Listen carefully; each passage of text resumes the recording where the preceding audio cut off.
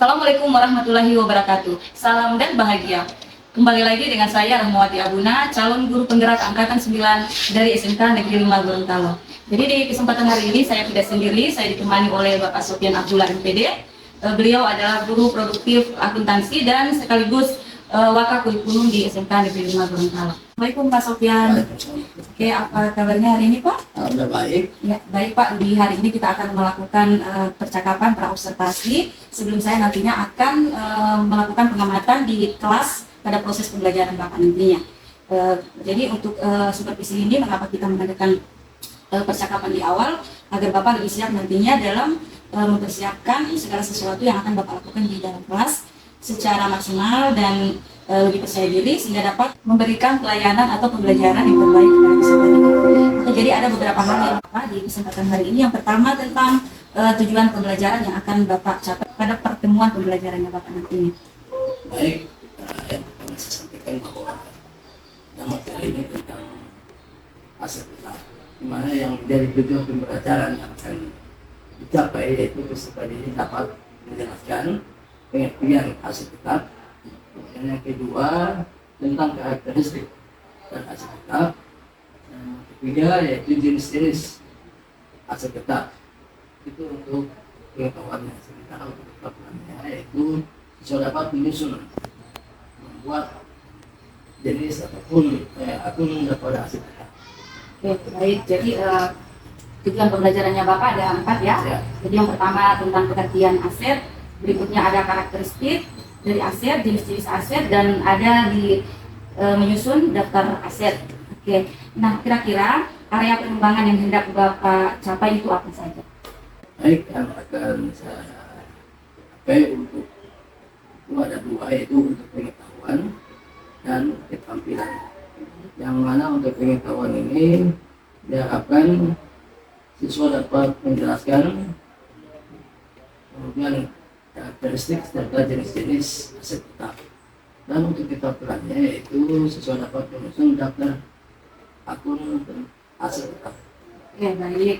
Jadi Bapak akan lebih ke pengembangan pengetahuan dan keterampilan ya Pak. Kalau di pengetahuan itu tentang menjelaskan pengertian, karakteristik, dan jenis-jenis aset. Dan ke keterampilan itu lebih ke menyusun daftar aset itu sendiri. Nah, oke, baik. Jadi setelah itu kira-kira strategi apa yang akan Bapak lakukan dalam proses pembelajaran nanti di kelas? Baik, strategi yang akan saya terapkan nanti di pembelajaran yaitu berdiferensiasi berdasarkan kesiapan belajar dan diintegrasikan dengan pembelajaran sosial dan emosional. Kemudian akan dilakukan yang metode diskusi kelompok. Untuk itu saya akan membagikan kelompok diskusi dengan model pembelajaran discovery learning.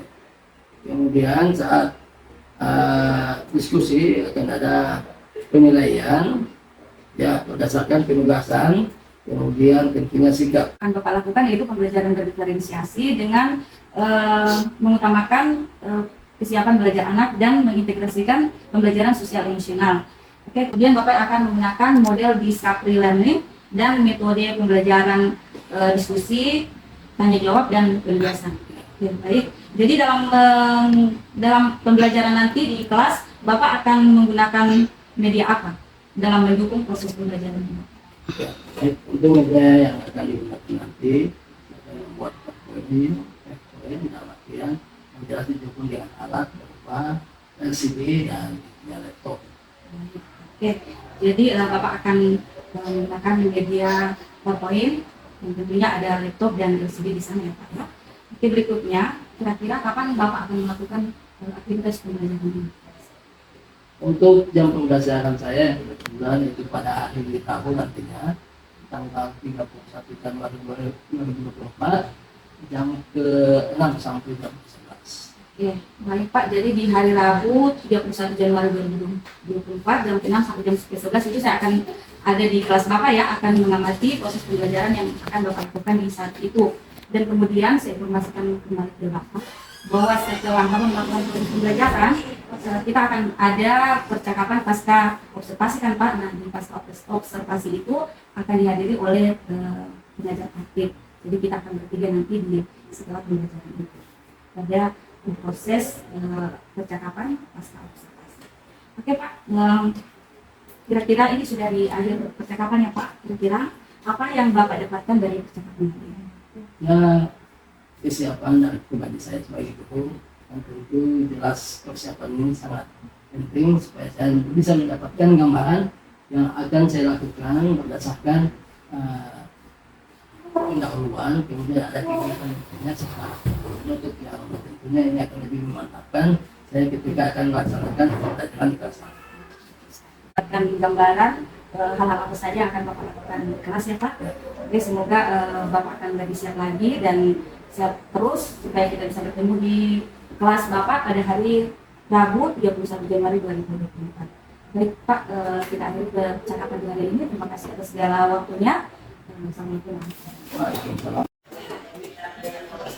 Assalamualaikum warahmatullahi wabarakatuh. Waalaikumsalam warahmatullahi wabarakatuh. Selamat pagi anak-anak. Pagi. Bagaimana kabar kalian? Baik. Semoga happy kalian hari ini supaya nanti kalian bisa jalan dengan lancar. Ya. Baik, saya akan absen di kelas. Ya, Kenapa? karena Tidak ada kabar? Ya. Jadi kalau tidak ada kabar, semoga yang teman kalian tidak hadir atas nama Mutiamu bisa hadir pada lain waktu ya. Sebelum kita memulai pembelajaran hari ini, sebagai teman agama, marilah kita mulai dengan doa. Ada perlu dibimbing doanya? ya baik, sebelum memulai pelajaran hari ini, langkah baiknya kita berdoa terlebih dahulu. Berdoa mulai. Doa selesai. Baik, sekarang kita sudah masuk yang kelima. Sebelumnya kalian sudah istirahat. Bagaimana perasaan nanti ini? Dua. Kalau memang menunjukkan dengan menunjukkan diri kamu tentang melalui HP atau di gambar. Silakan. Oke. Oh, ini zero. Oke. Bisa. Iya. Ada lagi? Iya. Ah, mantap. Keren, bagus. Nah, ini satu orang yang lagi ngantuk. Ya, mungkin ada kegiatan pada malam hari ya. Oke. Karena ada yang ngantuk, maka saya akan bangkitkan lagi untuk kalian ya. Membangkitkan semangat dengan mengikuti apa yang saya tunjukkan di kita perhatikan yang akan oke, sudah.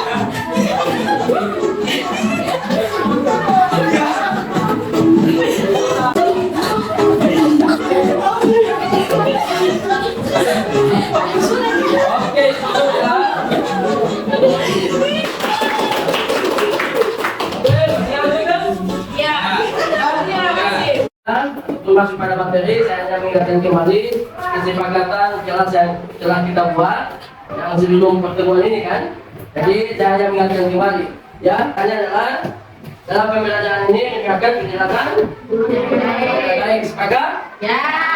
Oke, yang kedua yaitu mendengarkan sampai setelah dipersilakan oleh guru. Kemudian yang ketiga adalah saling menghargai pendapat orang lain. Ya, oke, sepakat? Ya. Ini saya ingin bertanya dulu materi yang lalu tentang harta. Ya, ada yang masih ingat materi yang lalu? Ya? Iya, bisa jadi bagus. Modal, ya, hanya modal. Modal itu dalam bentuk apa saja? Ya, bisa dari uang, ada kendaraan, ada iya, seperti itu. Jadi pernah kalian datang ke satu perusahaan, saya di mall atau di hotel, apa saja Bapak? Tapi ada barang? Ya, apa yang kalian lihat di sana? Ya, ada barang, saya barang apa lagi? Makan. Minuman. Ya, berupa barang yang akan dijual. Oke, akibat. Nah, dari tujuan pembelajaran kita hari ini, yang pertama yaitu siswa dapat menjelaskan pengertian aktivitas. Yang kedua, karakteristik aktivitas tetap.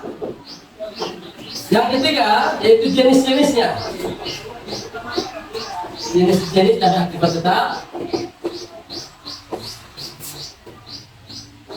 Dan yang keempat, dapat menyusun data akibat kita. Jadi ini yang tadi indikator pencapaian kita hari ini ada 4. Pengertian dan sifat tetap, karakteristik dan sifat tetap, kemudian jenis-jenisnya dan siswa dapat menyusun daftar aktivitas tetap. Ya. Di antaranya yang ada di perusahaan, nah, seperti yang pembelajaran sebelumnya yaitu memilikinya harta ya. Jadi kita saya akan bagikan LKPD ya atau lembar kerja untuk siswa yang akan nantinya dibagi menjadi 4 kelompok. Atau kalau menjadi proses sekarang ini 3 kelompok saja. Dan kalian berjumlah 18 orang, maka saya akan bagikan di kelompok dan kelompoknya terdiri dari 6 orang. Ya. Sekarang sudah terbagi dalam 3 kelompok, saya akan membagikan lembar kerja peserta didik. Yang kelompok pertama membahas tentang pengertian dan karakteristik daripada aset tetap. Kemudian kelompok kedua membahas tentang jenis-jenis aset tetap. Tolong dituliskan sini dan semua bertanggung jawab ya. Mohon keaktifannya, kerjasama yang baik dan cara anggota kelompok. Oke. Jadi dalam hal ini untuk kelompok 3 itu membahas bagaimana menyusun daftar aktivitas tetap. Materinya saya sudah bagikan tadi, tolong perhatikan, bisa dilihat pada materi itu untuk membahas dan dijelaskan sesuai dengan kelompok. Silakan, saya berikan waktu 30 menit, kemudian dipresentasikan.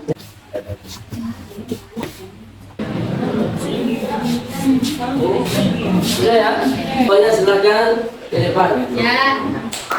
Oke. Assalamualaikum warahmatullahi wabarakatuh. Waalaikumsalam warahmatullahi wabarakatuh. Kami dari kelompok 1 akan mempresentasikan hasil kerja kami yang akan dikerjakan oleh Mutiara Aprian. Aktivitas adalah harta yang diperoleh untuk digunakan dalam operasional dan dapat digunakan berulang-ulang serta umurnya lebih dari 1 tahun. Satu aset tetap mempunyai unsur fisik. 2 digunakan dalam operasional perusahaan. 3 manajemen maskapai dan kemudiannya juga untuk diperjual belikan. Memang mempunyai nilai yang sangat material. Baik, silakan kelompok 2 dan kelompok 3 untuk menanggapi hasil diskusi kami. Assalamualaikum warahmatullahi wabarakatuh. Waalaikumsalam warahmatullahi wabarakatuh. Saya dari kelompok 3 yang bertanya aset tetap yang belakang tergantung. Oke. Karena hasil tetap salah satunya contohnya seperti motor karena operasional dan dapat digunakan berulang-ulang serta umurnya lebih dari 1 tahun.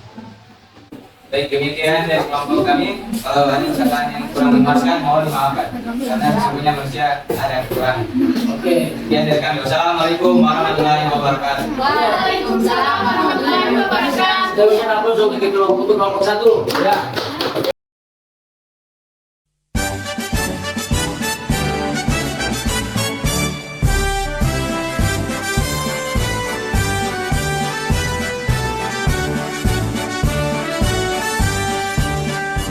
Bulatkan tekad, kuatkan hati, negeri ini memanggilmu kawan.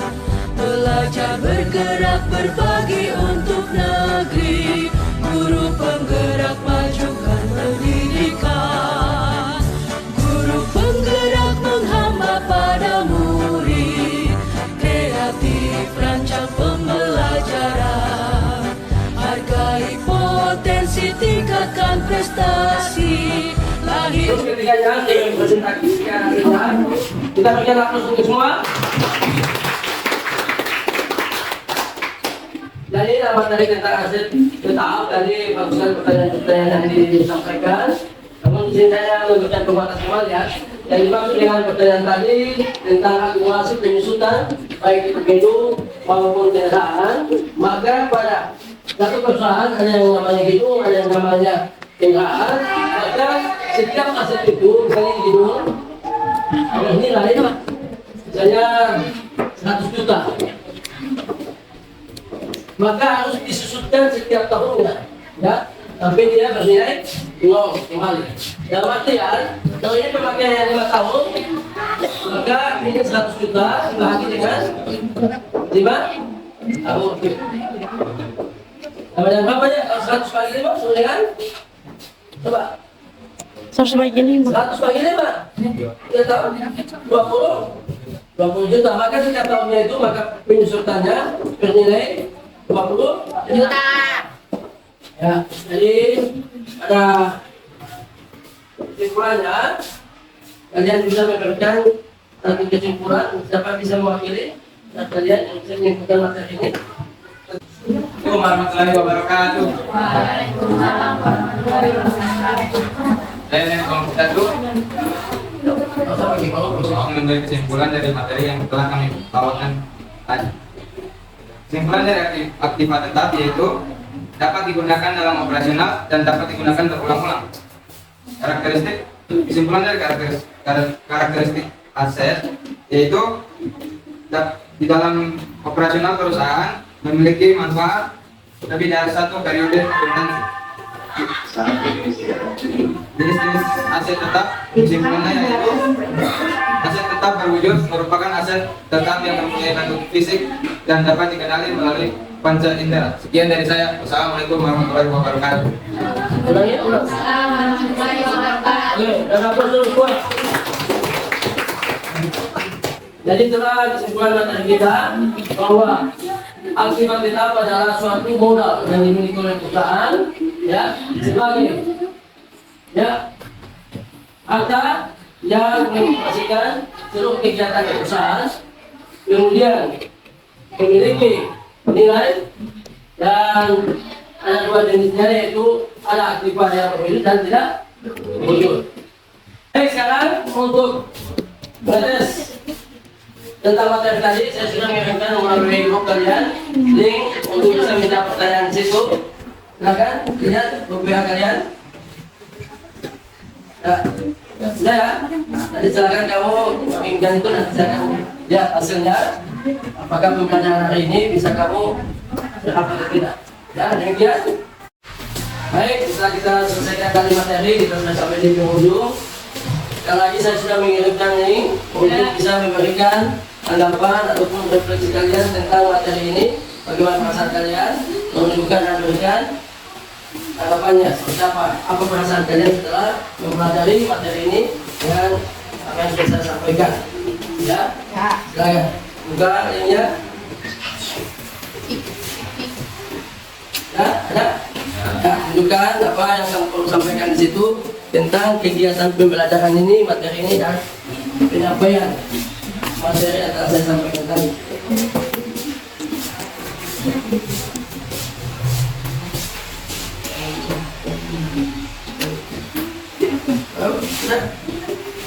Ini untuk minggu depan kita akan dengan materi tentang bagaimana penyusutan aktiva tetap yang sempat muncul tadi di pertanyaan kelompok ya. Jadi minggu depan bagaimana menghitung ataupun metode penyusutan aktiva tetap ya.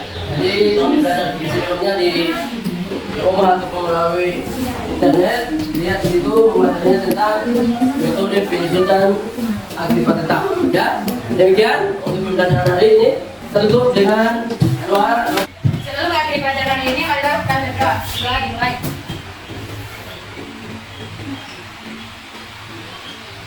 Selesai.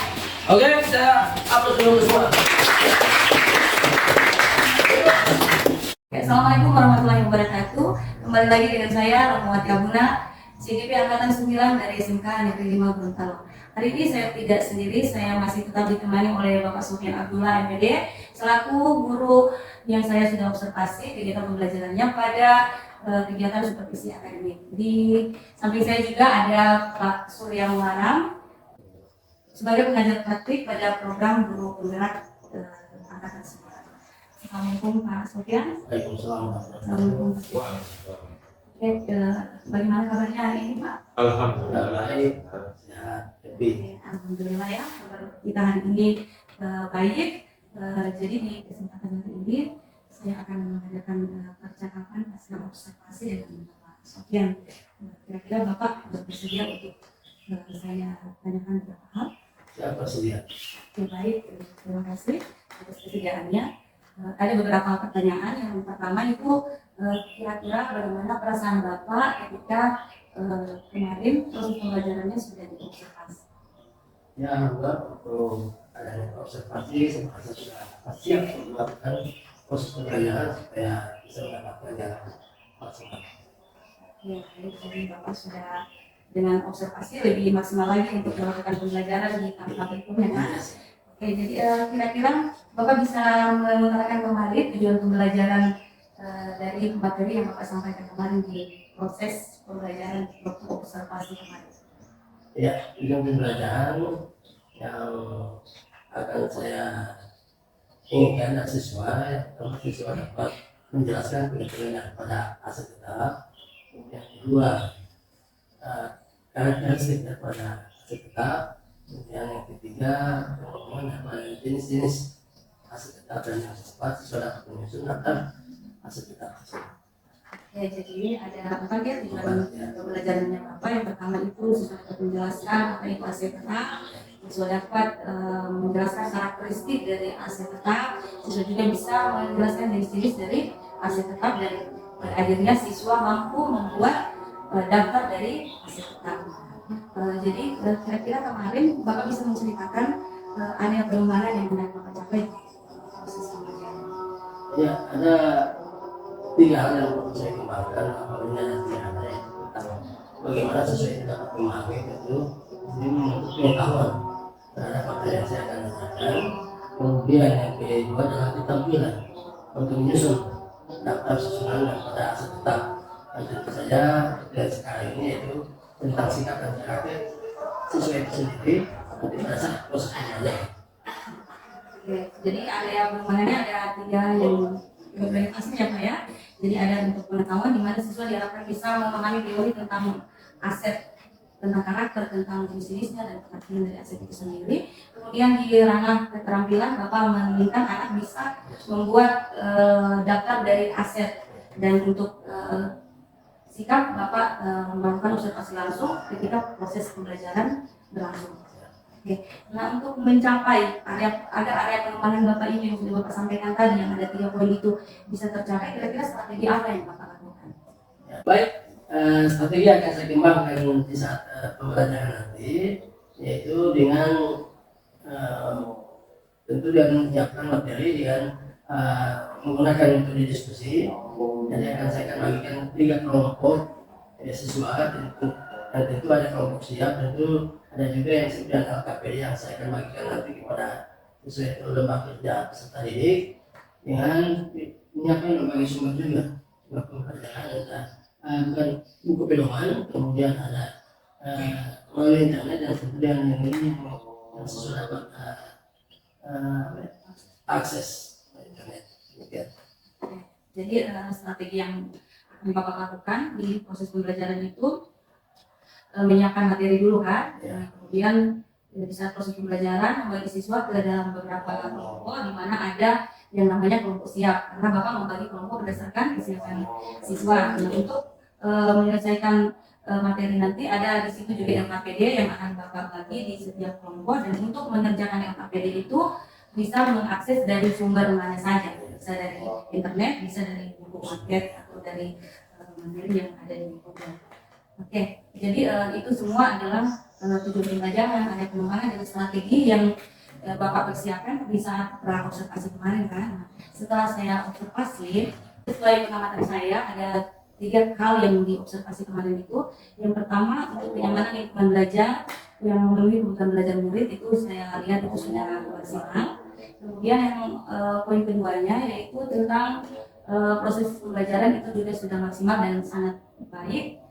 Dan yang ketiga itu untuk pemberian umpan balik itu juga sudah maksimal, sehingga skor yang Bapak peroleh itu 100. Jadi itu menurut pengamatan saya pada observasi kemarin di kelas Bapak. Nah, menurut Bapak kira-kira tahapan-tahapan pembelajaran yang sudah Bapak sampaikan tadi dari tujuan, ada pengembangan, dan Bapak siapkan observasi, apakah semua itu sudah Bapak lakukan, sudah tercapai dengan baik atau bagaimana?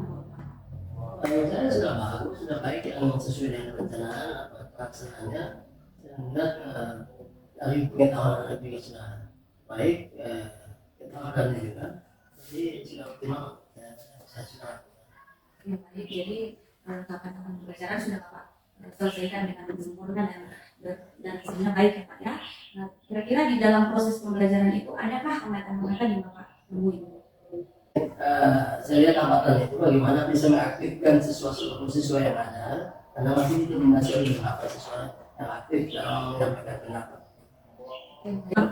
Oke, jadi hambatan yang Bapak temui yaitu adanya beberapa siswa yang masih belum mau dan belum mampu untuk menyampaikan pendapat, apalagi di saat diskusi, karena masih didominasi oleh siswa-siswa yang memang mampu untuk melakukan itu. Nah, kira-kira apa upaya yang akan Bapak lakukan untuk mengatasi hambatan tadi? Bagian itu dan motivasi dan menyebabkan peluang untuk yang belum aktif dan menyebabkan siswa-siswa yang tadi yang mendominasi dalam berbicara bisa memberikan ruang terhadap temannya, sehingga mereka mampu juga sama seperti mereka bisa menyampaikan pendapat dan bisa berbicara di muka umum. Baik, jadi upaya yang akan Bapak lakukan itu memotivasi ya secara individu kepada siswa yang masih malu-malu untuk menyampaikan pendapatnya, dan begitu juga menggunakan teman sebayanya untuk memotivasi temannya ini ya, karena kadang-kala motivasi dari teman itu lebih bisa masuk di anak ketimbang motivasi dari kita sebagai guru, karena ikatan emosional antara teman dengan teman itu akan lebih bisa menambah keberanian dia untuk mengutarakan apa yang ingin dia sampaikan. Oke, jadi kira-kira pengembangan dari yang sudah Bapak sampaikan tadi itu kira-kira kapan akan Bapak laksanakan? Yang jelas pada pertemuan selanjutnya pada minggu depan, jelas pada pertanyaan saya akan ajarkan. Oke, baik. Jadi rencana pengembangan ini akan Bapak lakukan di pertemuan selanjutnya ya. Oke, saya berharap itu semua dapat Bapak laksanakan, dan saya akan menunggu cerita-cerita Bapak lagi tentang pengembangan yang sudah Bapak lakukan tersebut. Oke, jadi percakapan hari ini saya rasa cukup. Terima kasih atas apa yang sudah Bapak sampaikan. Terima kasih sudah bersedia untuk saya wawancarai, sudah menyampaikan semua pendapat-pendapatnya Bapak. Saya akhiri untuk percakapan pasca observasi ini ya Pak. Selanjutnya, terima kasih Pak. Terima kasih. Untuk selanjutnya kita akan mendengarkan umpan balik dari Bapak. Terima kasih Bu atas kesempatannya. Tadi saya sudah melihat proses coaching yang sudah dilakukan oleh Bapak Sofyan atas observasi pembelajaran. Kalau saya melihat nanti sebagai coach ya, sedangkan Pak Sofyan sebagai coaching. Tadi dalam proses melakukan coaching itu saya melihat Ibu bertanya itu sudah lengkap ya. Jadi urutannya sudah bagus, mulai dari sebelum bertanya menanyakan kabar dulu, kesiapan coaching untuk ditanya itu penting. Kemudian setelah dari menanyakan kesiapan, tadi Ibu menanyakan dulu apa yang menjadi percakapan setelah observasi. Menanyakan observasi ya setelah dan menyampaikan apa hasil dari pengamatannya Ibu selama Pak Sofyan melaksanakan pembelajaran, dan hasil yang disampaikan tadi ternyata nilainya maksimal 100 ya. Berarti tadi itu menandakan bahwa Pak Sofyan itu dalam menyampaikan pembelajaran itu sudah tercapai semua apa yang direncanakan di awal dari Pak Ibu.